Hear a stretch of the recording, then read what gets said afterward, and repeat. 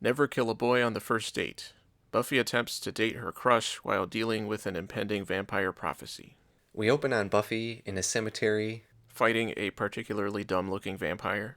and Giles is assessing her latest hunt. After the fight, they find a ring that Giles thinks is suspicious for some reason, even though he admits he doesn't know anything about it. Anyone could have just dropped a ring. The script said it was important. Then we cut to the Master again, who hasn't shown up in a while, and he's reading some sort of prophecy about the Anointed One. The Master's great warrior, and the Slayer will not know him, will not stop him.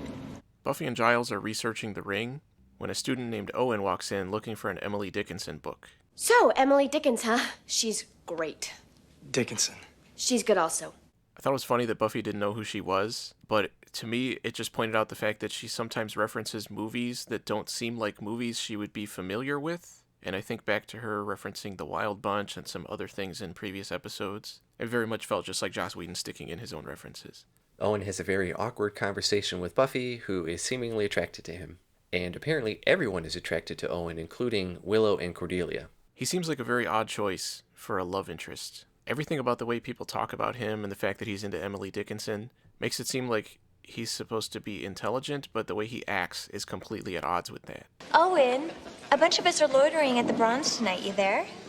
Who else going? Well, I'm gonna be there. Who else? You can just say he's stupid. It's okay. And I assumed that Owen was going to turn out to be the Anointed One, because he seemingly comes out of nowhere and exerts this weird attraction to Buffy. Giles tells Buffy about the prophecy, which is supposedly for that night, so they stake out at the cemetery, but when nothing happens, Buffy ends up going to the Bronze. It seems weird to me that Giles is so certain that the Anointed will rise right there in the cemetery. Why couldn't it happen somewhere else? I don't remember that being specific in the prophecy. One of many questions about this episode. At one point, Giles says, "If your identity as the Slayer is revealed, it could put you and all those around you in grave danger." Does that mean that whenever Buffy encounters any vampire, she has to succeed in killing them so they don't reveal she's the Slayer? We saw those vampires escape at the end of the pilot. It's a good question. And I thought other vampires already knew she was a Slayer. Oh, you could talk about f***ing Airplane Kid? Yes. We cut to some passengers on a bus, including a kid of questionable intelligence. I went on an airplane. And an adult of questionable intelligence. You will be judged. What the hell was that shot? Yet another question for this episode. And then we cut back to the Bronze, and Owen is dancing with Cordelia, which is shattering to Buffy, because we care so much about all of this. So she runs off to mope. And then we cut back to the bus, and it really would have made sense to show the whole bus scene together. I don't know why they split it up like that. The airplane clip is only a couple seconds long. Yeah, a vampire steps out into the road and causes the bus to crash. And then we see the dangers of public transportation.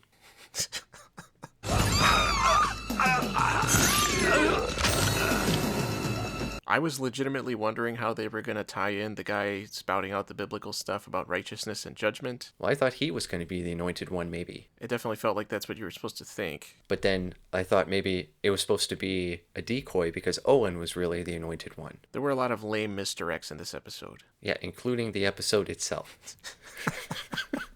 At school the next day, Buffy is all 90s TV show teen girl whiny, but Owen invites her to the Bronze again. One of the very few moments I liked in this episode was when Owen gave Buffy his watch and Xander compared it to his own. I had two moments and that was one of them. Then we see Buffy getting ready, wearing nothing but a bathrobe, and Willow and Xander are there in her room. It seems a little weird for high schoolers. It seems a little weird, period. And Buffy even changes in the same room while Xander spies from a mirror. Yeah, but she said in the other one that he's just one of the girls. Continuity, man. Then Giles arrives to tell Buffy about the bus deaths, and he just barges right in. Where the hell is Buffy's mom? Then Owen shows up, and where the hell is Buffy's mom? Then Buffy whines some more, and then she complains, and then she starts griping. It was really starting to make it feel like the rise of the Anointed One didn't really matter that much. When they get to the Bronze, I thought it was funny that Owen himself calls out Buffy for being stupid. I just find most girls pretty frivolous. I mean, there's a lot more important things in life than dating, you know? You idiot. No, don't put me to say that. Actually, you can. I don't care. Giles goes to the morgue and encounters some vampires. As he's trying to escape, he moves a file cabinet in front of the door very easily, I thought. Yeah, he must be pretty strong. But I really like how he puts the chair in front of the door after that. That was my other favorite part of this episode. Yeah, it was funny, but at the same time it felt realistic because he's just desperately trying to find something to block the door with. I think he really plays that character well, of being funny but realistic at the same time. And he's the only one that does. Agreed. Then Willow and Xander open a door sound effect, and Giles tells them to go get Buffy. At the Bronze, Angel shows up to warn Buffy. Then Xander and Willow show up to warn Buffy. And there's some more teen drama between Angel and Owen. Buffy apologizes to Owen, then kisses him before leaving. They go to the morgue, and Owen immediately shows up. How did they get there? Did they drive? If so, did they not notice him right behind them? Did they go on foot? I assume they would be running. If so, did they not notice him right behind them? And Buffy seems to be informed of the situation. Did he somehow get there at the same time but not overhear them talking about what was happening? I did like how excited and weird he was about being there, though. What are we doing here? Are we gonna see a dead body? And eventually they encounter the bus guy from earlier, who is now a vampire and dubbed over. You're the chaff, unblessed. I'll suck the blood from your hearts, he says I may. He knocks Giles and Owen out and then fights Buffy, Who does some unnecessary acrobatic stuff. before throwing him into the cremation oven. Owen leaves, and Buffy talks to him the next day at school. It's a very teen drama moment with all this 90s music and everything. I don't really know how to say this, but about last night. You don't even have to. I'm sure you were pretty freaked out. If I were watching this show as it originally aired, I would probably not go very far based on what I've seen. Agreed. Owen says he had fun. When could we do something like that again? Something like... Like walk downtown at 3 in the morning and pick a fight in a bar. How about tonight? His reaction to everything was funny, but stupid. I would just vote for the latter. So Buffy loses interest and says she just wants to be friends. We're supposed to be sad, but it's all so dumb that I just didn't care and wanted it to be over. Yeah. Then we get some sudden Giles background info out of nowhere, which to me was the most interesting part of the entire episode. I was 10 years old when my father told me I was destined to be a watcher. And he tells Buffy, I must say, as a Slayer, you're doing pretty well. and that is just absurd. This episode keeps getting dumber and dumber. Agreed. There's a small reveal in the last 10 seconds, after everyone already turned off this episode, where it turns out the airplane kid is actually the Anointed One, which means the whole thing with Owen, who is now out of the picture and I can't ever see coming back again, has nothing to do with anything. And that reveal was supposed to be shocking, but we don't even know what being the Anointed One really means yet, and the entire episode was handled like a joke, so it didn't really have much impact. The end.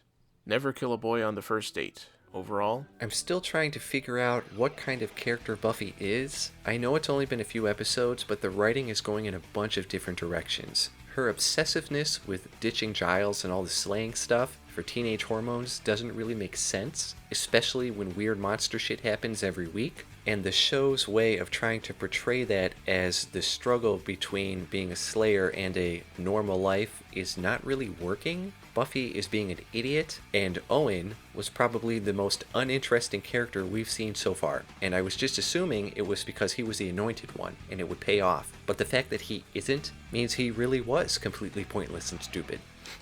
There's not really much else to say. This was another episode that was not interesting and not very well put together. I'm hoping this show picks up soon because holy crap. The only reason I'm still going is because you tell me it gets better. I know I gave the last one an F, but I'm going to give this one an F too.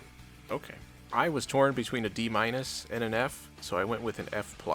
Everything about this episode made me angry, annoyed, and made me feel like I was wasting my time.